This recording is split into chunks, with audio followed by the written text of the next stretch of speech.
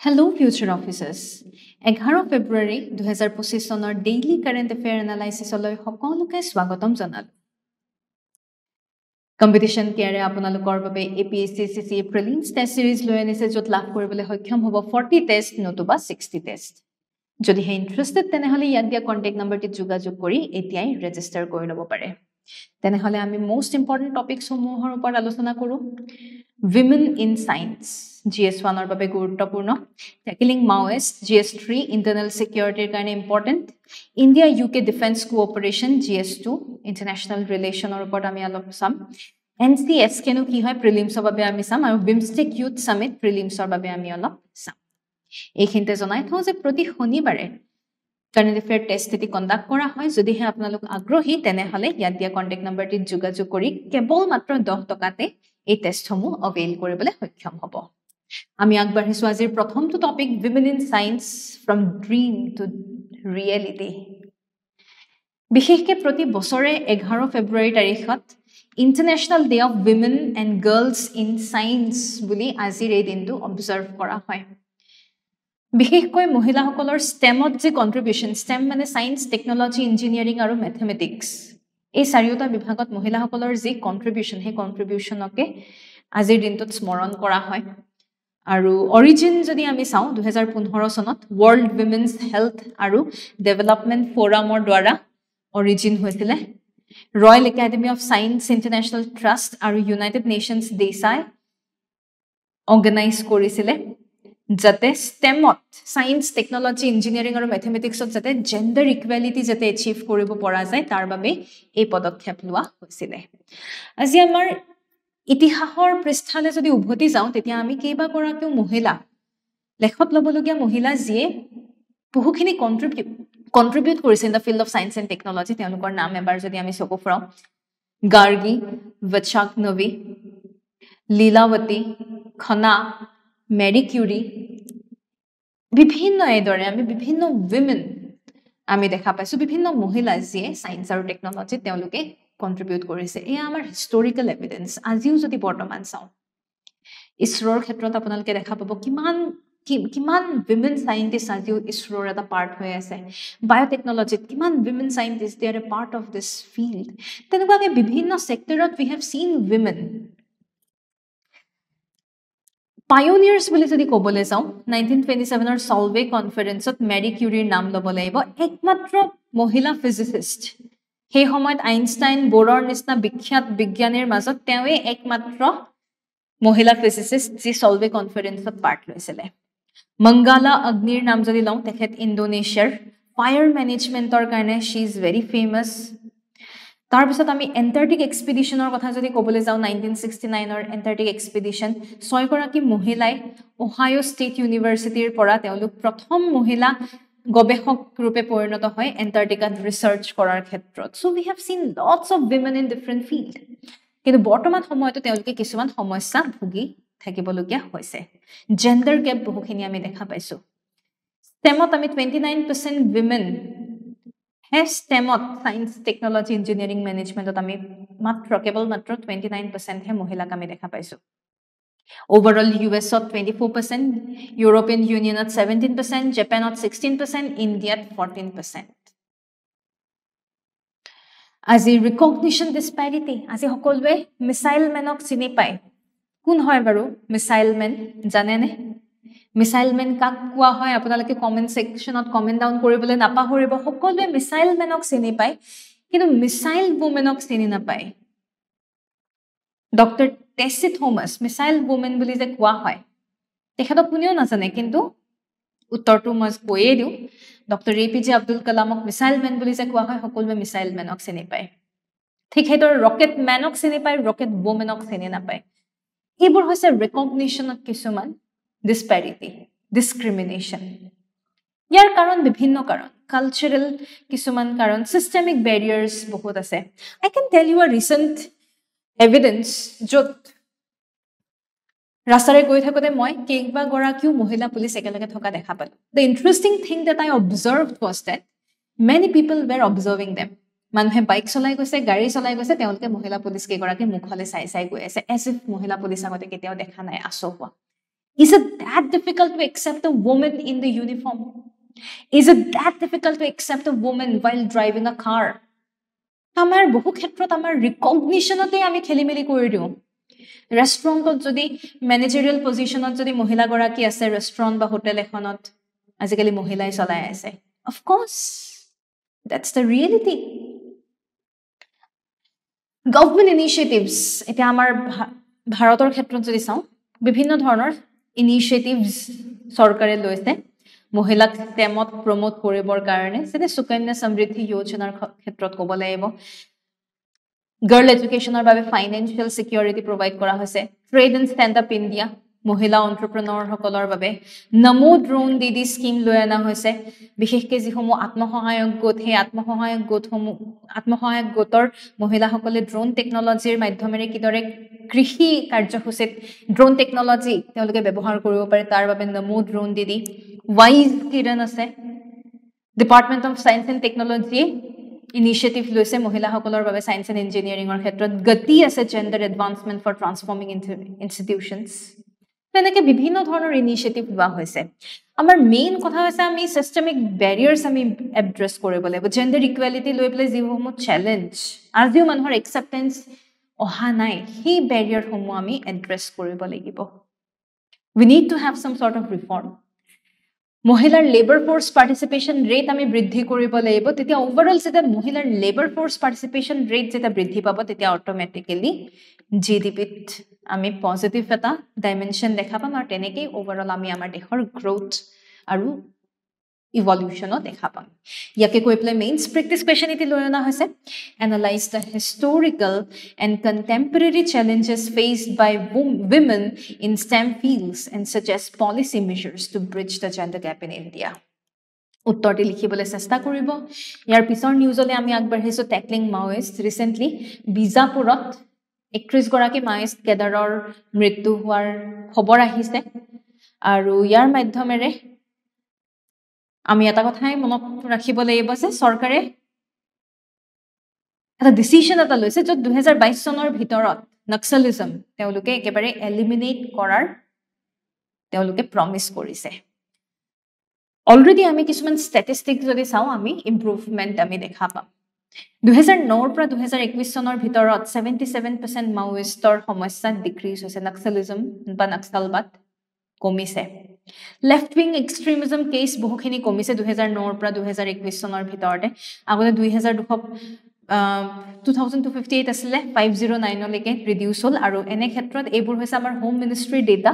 আৰু এই home ministry data সমূহে আমাক বহুখিনি ইনসাৰ্জেন্সিৰ ডিক্লাইন হোৱাৰ খবৰ ইতিমধ্যে দিছে হিষ্টৰিকেল কনটেক্সট যদি চাওঁ কি কাৰণে নক্সালিজম আসলতে এমাৰ্জ হয় West Bengalor Naxalbari নামৰ এখন গ্ৰাম এখন গাঁৱৰ পৰাই নক্সালিজমৰ আৰম্ভণি হয় আৰু এই মান বছৰত বহু মানুহৰ নক্সালিজমৰ বাবে মৃত্যু হোৱাও দেখা পাওঁ বিভিন্ন কাৰণ ইকোনমিক ডিসপ্যাৰিটি বিশেষকৈ নক্সালিজমত যিসকল লোক ইনভলভ থকা দেখা পাব তেওঁলোক হয় শিডিউল কাষ্ট নহলে শিডিউল ট্ৰাইব জন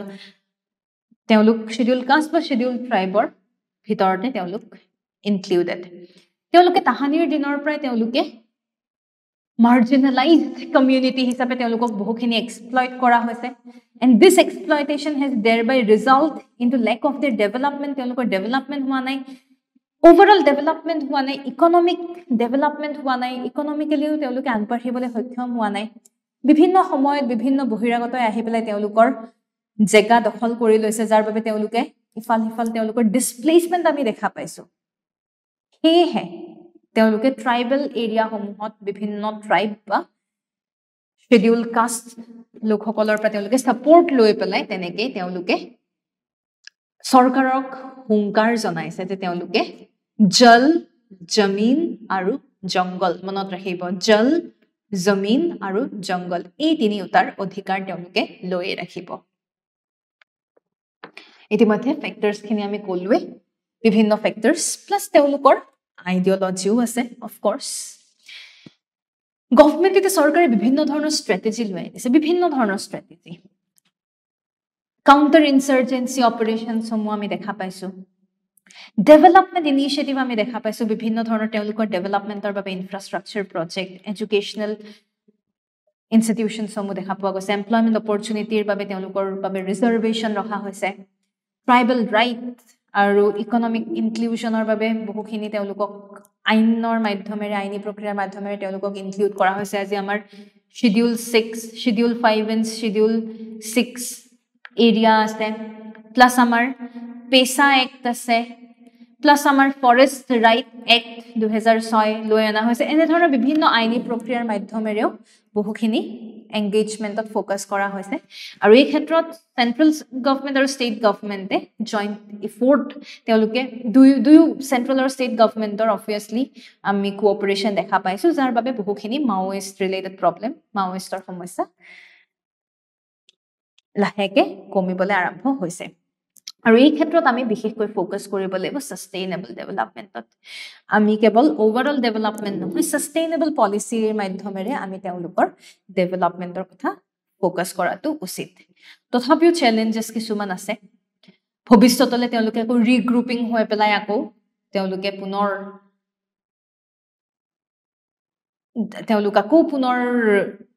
আহি যাব পাৰে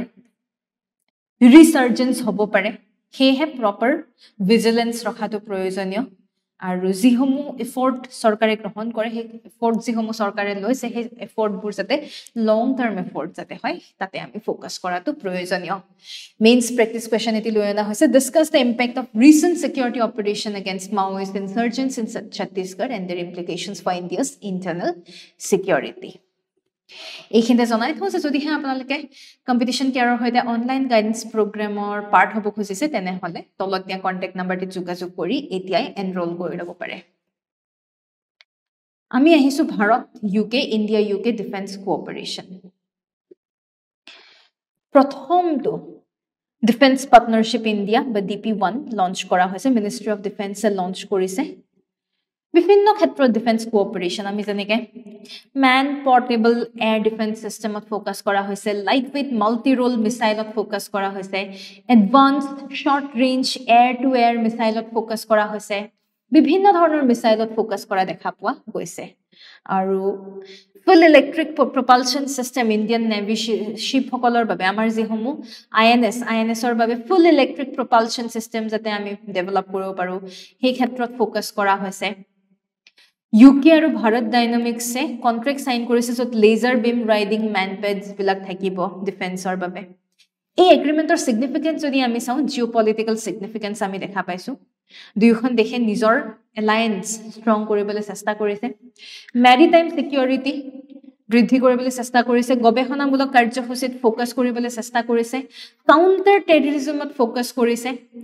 মাল্টিলেটাৰেল এংগেজমেন্ট একেলগে যাতে আমি কাম কৰিম বিভিন্ন গ্লোবাল চ্যালেঞ্জ যিবোৰ আছে হে গ্লোবাল চ্যালেঞ্জ সমূহ যাতে আমি এড্ৰেছ কৰিব পাৰো তাৰ বাবে এই ডিফেন্স কোঅপাৰেচন খুবেই প্ৰয়োজনীয় মেইনছ প্ৰেক্টিস কোৱেশ্চন এটি লৈ অনা হৈছে examine the significance of the recent development in India UK defence ties in the context of global strategic shift উত্তৰটি লিখিবলৈ চেষ্টা কৰিব আৰু এইখিনিতে জনাই থওঁ যে যদিহে আপোনালোকে মেইন স্পেচিফিক গাইডেন্স প্ৰগ্ৰামৰ বাবে আগ্ৰহী তেনেহলে পলম নকৰি তলত দিয়া কন্টেক্ট নাম্বাৰটিত যোগাযোগ কৰি এতিয়াই এনৰোল কৰি ল'ব পাৰে